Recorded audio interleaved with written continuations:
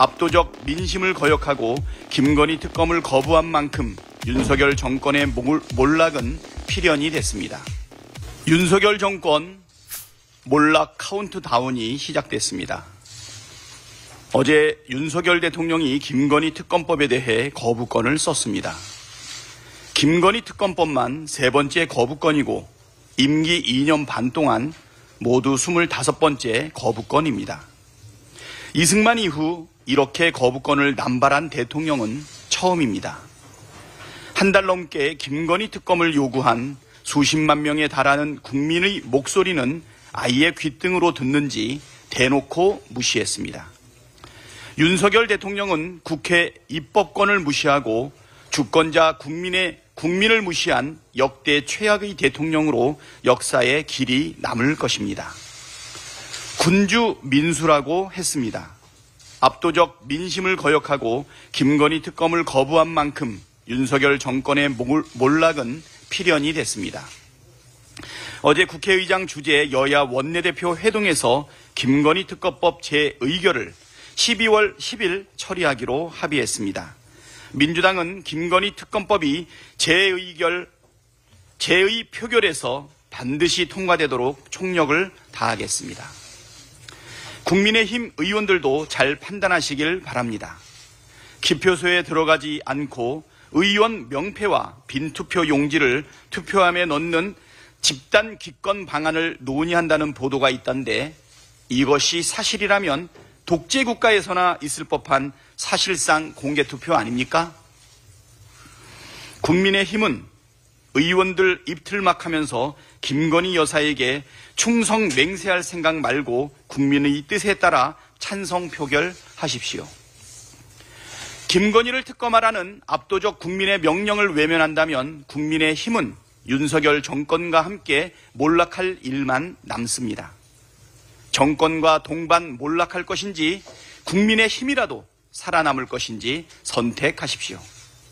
한동훈 대표와 이른바 친한계 의원들도 현명하게 판단하길 바랍니다. 윤석열 대통령 부부와 공존공생하는 길은 없다는 사실을 누구보다 한동훈 대표 본인이 잘 알 것입니다.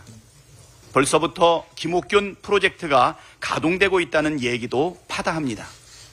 대통령 부부와 친윤계 입장에서 김건희 특검이 부결되면 한동훈 대표의 쓸모도 사라집니다. 토사구팽이라고 했습니다. 토끼 사냥이 끝난 사냥개 신세가 되어 절멸할 것인지 민심에 따라 김건희 특검법에 찬성 표결하고 차별화를 꾀하며 독자 생존할지 결단할 때가 왔습니다.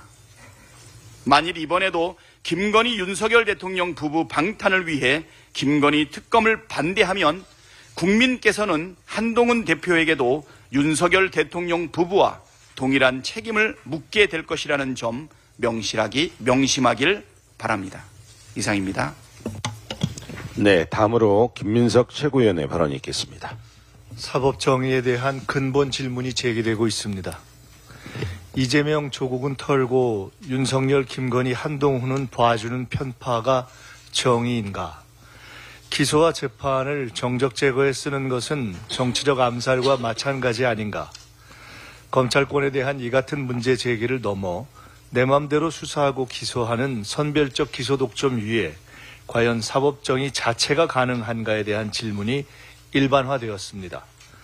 지방자치와 중앙정부의 정책 결정도 수사 대상화하는 정치의 사법화가 만연하면서 이런 질문은 더욱 깊어집니다. 이렇게 가면 국가 발전과 민생에 걸림돌이 됩니다. 정치적 이유나 인종적 이유에 의한 선별적 수사와 기소를 막고 권력을 남용한 검찰의 책임을 묻는 방향으로 발전해 온 것이 미국 등 국제사법의 역사였습니다.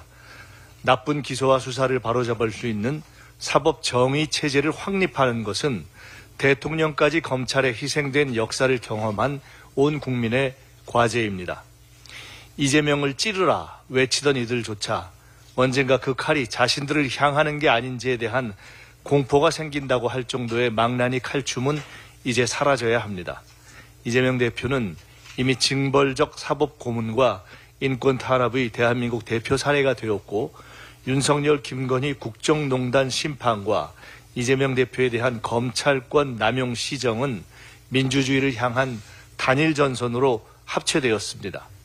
선진민주국가 수준의 검찰권 남용 억제와 사법정의 확립 과제를 확실히 챙겨가겠습니다. 이상입니다.